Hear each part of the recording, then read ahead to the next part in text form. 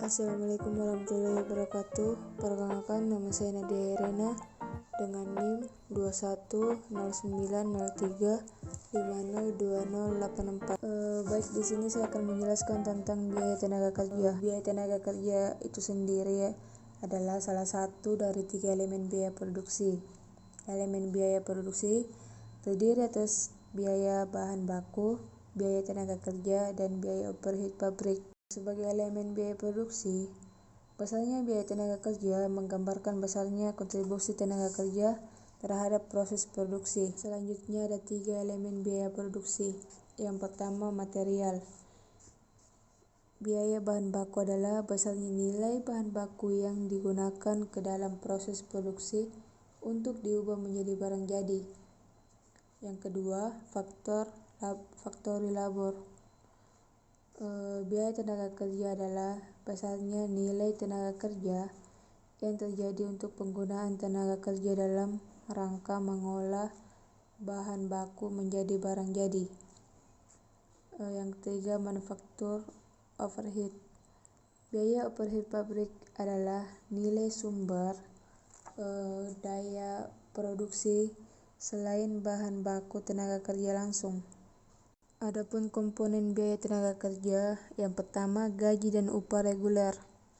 Gaji dan upah reguler merupakan kompensasi reguler yang diberikan oleh perusahaan kepada karyawan atas usaha fisik dan mental yang dikerahkan oleh masyarakat tersebut.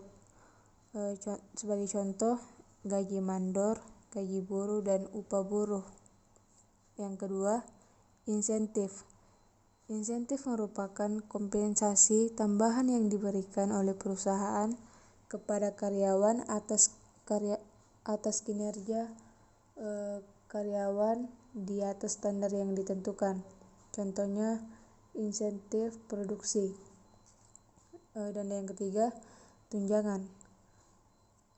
Tunjangan itu sendiri adalah kompensasi tambahan yang diberikan oleh perusahaan kepada karyawan selain gaji dan upah reguler serta insentif. Sebagai contoh, tunjangan asuransi, tunjangan pensiun, dan tunjangan liburan. Selanjutnya kita masuk di produktivitas dan biaya tenaga kerja. Produktivitas tenaga kerja menggambarkan hubungan antara output yang dihasilkan oleh tenaga kerja dan input yang digunakan. Output dapat meliputi barang atau jasa yang dihasilkan, sedangkan input yang dikeluarkan merupakan sumber daya ekonomis yang juga dapat meliputi barang atau jasa yang dikorbankan. Kita masuk di perencanaan produktivitas. Peningkatan produktivitas tenaga kerja tidak terjadi begitu saja tanpa direncanakan. Tingkat produktivitas yang dikehendaki harus direncanakan dengan baik. Perencanaan untuk memperbaiki produktivitas harus dapat diimplementasikan dan sesuai dengan kondisi perusahaan. Selanjutnya, pengukuran produktivitas. Perencanaan produktivitas tenaga kerja yang baik adalah perencanaan yang dapat diimplementasikan sesuai dengan kondisi kerja perusahaan. Adapun dampak ekonomis produktivitas. Apabila produktivitas meningkat, laba perusahaan dan penghasilan karyawan juga akan meningkat. Selain itu, peningkatan produktivitas memampukan masyarakat untuk mendapatkan lebih banyak barang dan jasa dengan kualitas lebih baik. Selanjutnya, manajemen sumber daya manusia. Manajemen sumber daya manusia perusahaan sangat menentukan produktivitas tenaga kerja. Manajemen sumber daya manusia yang lebih baik dapat menghasilkan produktivitas tenaga kerja dan kualitas produk yang lebih baik. Manajemen sumber daya manusia lebih baik di Jepang daripada di negara barat, karena manajemen sumber daya manusia Jepang memberikan kesempatan bagi karyawan berpartisipasi penuh secara langsung dan pengaturan pekerjaan mereka menentukan tujuan perusahaan secara menyeluruh. Adapun karakteristik manajemen sumber daya manusia yang baik. Yang pertama, karyawan yang melakukan pekerjaan adalah karyawan yang kompeten di bidangnya. Yang kedua, pengambilan keputusan harus terjadi pada tingkat manajemen yang lebih rendah. Yang ketiga, karyawan yang partisipatif, yang mampu untuk meningkatkan kepuasan kerja dan komitmen terhadap tujuan perusahaan. Dan yang keempat, berbagi ide yang muncul dari karyawan harus didengarkan. Selanjutnya, program insentif.